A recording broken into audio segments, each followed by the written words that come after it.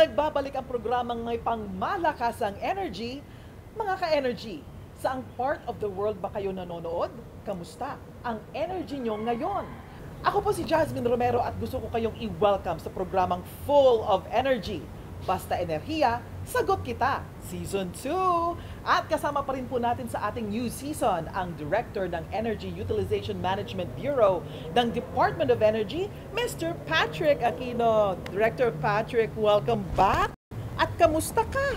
Hello, Miss Jasmine, at sa mga ka-energy natin, it's nice to be back. Siyempre, successful ang Season 1 natin. Kaya we're back with a brand new season. Gaya ng lagi kong tanong sa iyo, Director Patrick, kamusta ang energy mo ngayon? More positive energy pa rin ang bitbit ko for Season 2. Nang basta't enerhiya, sagot kita.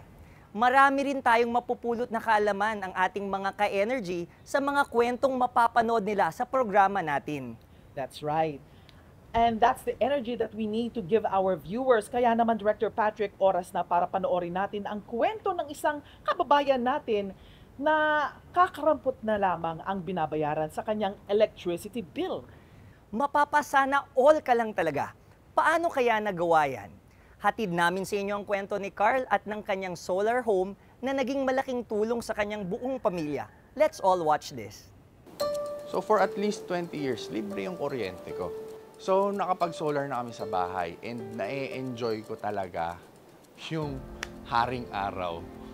So far, as in enjoy ako sa pagkakaroon ng opportunity, magkaroon ng unlimited resource. Nagbibilad kami ng pera. Kasi technically, hindi ako gumagastos. Nag-basic gastos na yan ng mga tao, kuryente. And for you na hindi siya labasan ng pera is automatic savings and more money in the bank. Ako nga pala si Carl Senya, solar-powered home kagaya ng sa akin. Pag-usapan natin. Nag-decide ako magpa-solar nung tumaas na yung kuryente ko last summer. Kasi sabi ko medyo makati na. And I think there will be a much more efficient way of using electricity kaysa magbayad ng mahal sa Meralco. Tapos ganun pa din, painit lang ng painit. Pamahal ng pamahal yung kuryente. So ano ba yung mas efficient, ano ba yung mas better way? Kasi willing naman akong gumastos dahil ginagamit namin yan. Part of business, kumbaga.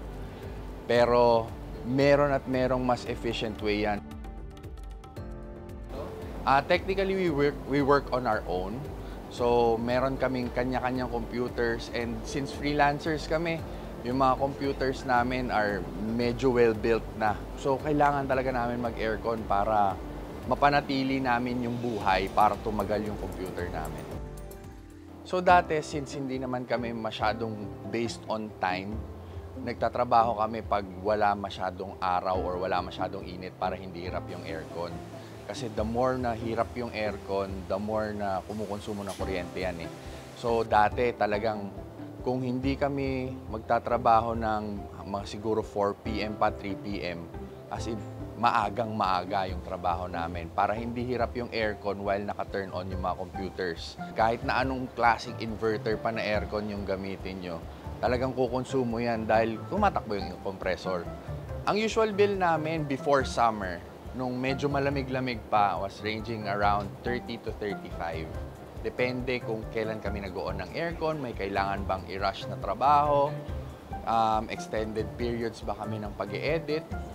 So it was ranging really from 30 to 35, an average of 33 madalas.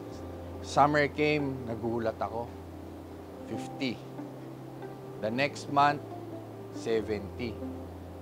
Nung nag-70 pa lang, naghanap na ako nun. Doon na ako nagsimulang maghanap ng solar supplier. So, siyang tunay, the next month, 75,000. That was our highest. Simulan, buti na lang last month na yon kasi nakabit na after. And then after nung nag-75 kami, the first bill that came was around 32,000. Tapos next was 28, pababa na ng pababa. Nag-plateau siya at around 24 something, almost 25,000. Doon na siya nag-plateau. Dahil as much as possible, syempre, titipid kami dahil makati yung bayad sa kuryente. Pero nung nagpa-solar na kami, baliktad naman. Guys, hanggat may araw, siga tayo ha. Hanggat may araw, gawin nyo lahat ng dapat nyong gawin. Actually, nagdagdag pa nga ako ng electric stove. Kasi sobra pa yung napakabit ko sa nakukonsumo namin. Kaya pagka may araw, hindi kami nag-LPG, electric stove gamit namin para lang yung napakabit namin na solar, masulit namin. Kasi wala akong battery, tapos hindi pa na-approve yung net metering ko. So, nung naging interesado na kami sa solar, simula nung we did our research, sino yung madaling kausap, tapos sino yung madaling tawagan if any case na magkaroon ng problema. Kasi this is something new to me. Unlike kuryente, may problema, tawag si Meralco, hotline. Solar, pag nagka-problema yan, kanino ako tatawag? So, nung nakita namin sino yung mga posible, we called at least 3. 3 yung nakausap ko ng malalim-lalim. From there, nagpa-quote na ako talaga. Number 1, ultimo yung solar panel namin, kaya nilang i-monitor. So, minomonitor nila. Sila din mismo makakaalam. Sabi nila sa akin, ito yung promise. Sir, bago mo pa malaman na may mali sa solar mo, tatawag na kami sa. Paano pag sumobra yung init? Di ba maluluto yung panels? Sir, bago na yung panels ngayon. Hindi na nga lang ibabaw yung nag-harvest, pati ilalim. So, bifacial na yung tawag nila. Kaya wala kang ipapangamba po pagka malakas yung araw. Well, in fact, mas matutuwa ka kasi pag lumakas yung araw, kung ano yung tumalbog sa ilalim ng bubong mo, ma-harvest pa sa ilalim. So, okay, 1 point taken. Sir, paano pagka may nambato? Sir, basta wag mo munang pakikialaman. Makikita naman namin kung ano yung naging primary cause ng pagkasira ng panel mo. And 20 years yung warranty niyan. Sabi ko, ito naman sir, hindi ko naman po sa pinagdadasal magsarado kayo. Pero what if dumating yung time na yun? Kasi lahat ng negosyo kasama yan. Sir, pwede kang dumiretso sa factory. Ito po yung detalye ng factory. Lahat po yan may serial number per panel. Pwede nyong ireklamo diretso. So, natawid isa-isa yung questions ko. Kaya, pumunta kami sa last point na, paano maintenance? Sir, i-host mo lang. Maalis lang yung alikabok para seamless siya ulit. Yun na yun. May mga nabibili po online na brush pang solar panel talaga. Kung gusto nyong brushin.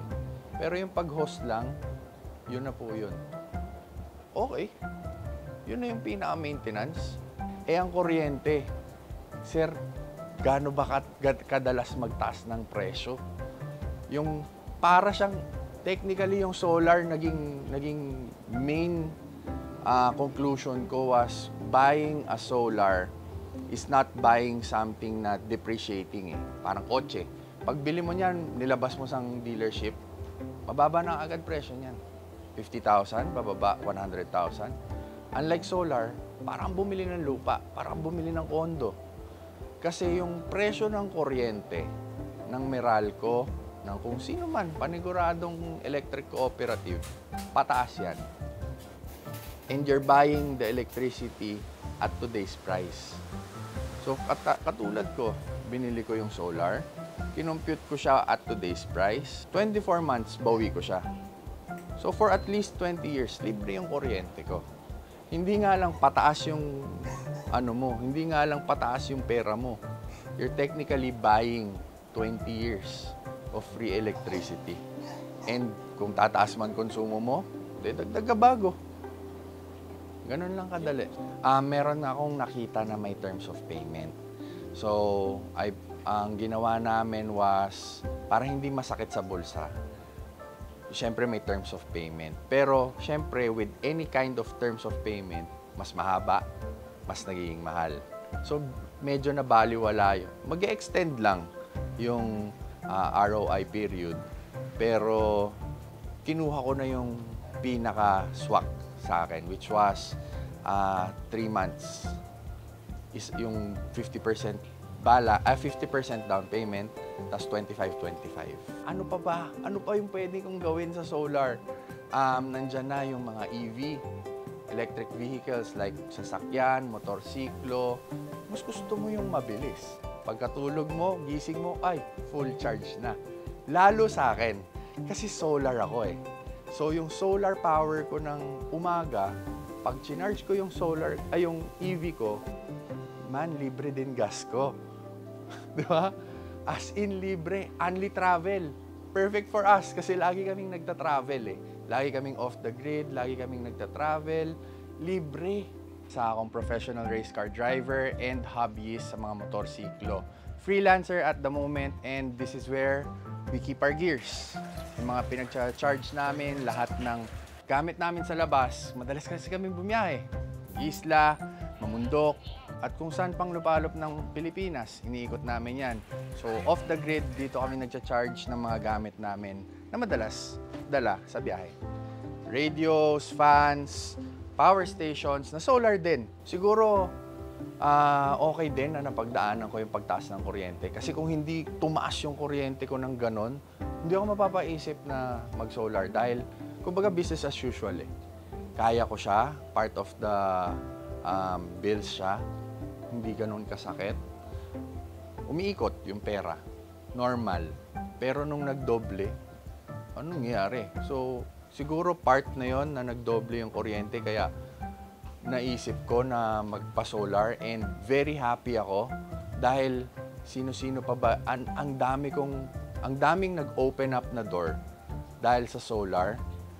Most especially yan, unang-una sa sasakyan, pangalawa types of business, mga may building, apartment. Siyempre, magbabayad ng kuryente yung mga nagre-rent sa'yo. Pwede mo ngayong ikaw ang maningil ng kuryente. Instead of, kasi part of the bill na yun eh. So pwede ka ngayon fixed value na lang sa kuryente. Diba? Hindi na nakaasa sa bill. Hindi ka na magsa-submeter. Only kayo dyan ng kuryente, 2.5 lang. Sino ayaw nun, diba? Or pwede kang magnegosyo, laundry, ice plant, mga ganyan. Sobrang daming na-open up na doors. Tapos kung kagaya namin, biyahero ka, libre gas mo, naka-solar yung bahay nyo, charger mo, EV. Wala. Sobrang daming natitipid, sobrang daming mong magagawa dahil sa solar. Wow, nakaka-amaze naman talaga yung naging diskarte ni Carl. Kasi imagine mo yun, Director, no? Yung return of investment niya sa pagpapakabit ng solar PV, malaking bagay yung nagiging balik nito. Kasi yung gastos sana para sa kuryente, sa iba napupunta. I agree, Miss Jasmine. Sa paggamit niya ng solar energy sa bahay, hindi na niya kailangan mag-worry ng kanyang electricity bill. Madami pa siyang nagagamit na appliances. Kaya malaking tulong ito sa kanyang pang-araw-araw na gastusin. Marami pa akong gustong itanong sa iyo, Director Patrick. No? As usual, marami talagang mga tanong na for sure gusto rin itanong ng ating mga ka-energy. Pero po mamaya, sa ating Q&A natin, mas marami pa tayong matatackle na mga topics. Pero meron pa tayong isang kwento na dapat abangan sa pagbabalik ng Basta Enerhiya. Sagot kita!